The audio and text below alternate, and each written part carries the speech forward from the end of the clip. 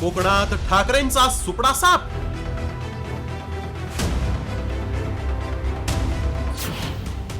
एकमेव आमदारही ठाकरेंची साथ सोडणार. जाधवांची ठाकरेंवर उघड नाराजी. कोकणात ठाकरे गटाला धक्क्यांवर धक्के बसायला सुरुवात झाली.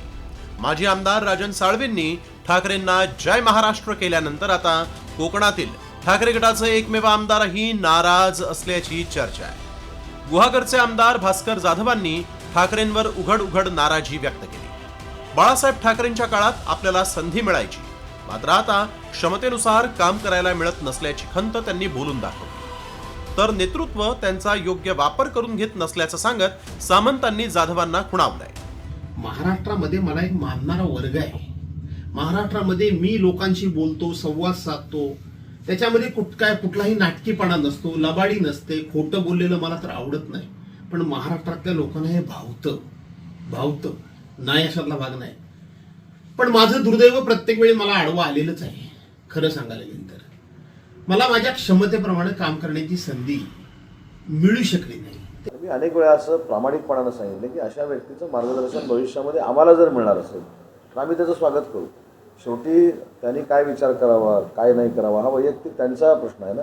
परंतु ते सिनियर आहेत आणि एक मात्र नक्की आहे, त्यांचा जो आवाका आहे, त्यांची जी भाषण शैली आहे, त्यांचं जे वक्तृत्व आहे, त्याच्यानंतर त्यांची काम करण्याची जी पद्धत आहे, त्याचा नक्कीच उपयोग करून घ्यायला काही लोक कमी पडले असतील. कोकण हा शिवसेनेचा गड मानला जात होता, मात्र नारायण राणेंनी सेना सोडली आणि कोकणात मोठं भगदाड पडलं. बाळासाहेब ठाकरेंनी नव्या दमाच्या शिवसैनिकांना सोबत घेत पुन्हा शिवसेनेची बांधणी करत राणेंना जेरीस आणलं. मात्र शिवसेनेतील फुटीनंतर कोकणात सेनेला घरघर लागली. ती नेमकी कशी पाहूया. 2019 कोकणात शिवसेनेचे 9 आमदार विजयी. 2022 शिवसेनेच्या फुटीनंतर शिंदेंना 6 आमदारांचा पाठिंबा. 2024 लोकसभा निवडणुकीत राणेंकडून विनायक राऊत तर सुनील तटकरेंकडून अनंत गीतेंचा पराभव. 2024 विधानसभा निवडणुकीत कोकणात भास्कर जाधव हे एकमेव आमदार विजयी. 2025 माजी आमदार राजन साळवेंचा ठाकरेंना जय महाराष्ट्र. विधानसभा निवडणुकीनंतर भास्कर जाधवांनी अनेकदा स्वपक्षाला कानपिचक्या दिल्या. कारण हे समजून जावं की आमच्यावर कोणाचं लक्ष नाहीये आणि काय करतोय. मग ते तोंडावर बोलत नसतील, कारण प्रत्येकाला बरं काय वाटेल हे बोललं की चांगलं आहे, पण त्याला खरं काय तेही त्याला माहिती आहे याची जाणीव ठेवावी. आणि पदांचं म्हणजे शाखा प्रमुख वगैरे ह्या पदांचा कालावधी मला वाटतं जर निश्चित केला तर तेवढ्या कालावधीमध्ये ते काम करण्याकरता स्पर्धा करतील. नपेक्षा आता आपल्या पक्षाची जवळजवळ काँग्रेसच झाली. भास्कर जाधव हे ठाकरे गटातील ज्येष्ठ नेते असतानाही त्यांना डावलल्यामुळे जाधव नाराज असल्याचं म्हटलं जात आहे. मात्र जाधव नाराज का आहेत तेही पाहूया. जाधवांना डावलून विधिमंडळ पक्षनेतेपदी आदित्य ठाकरेंची निवड.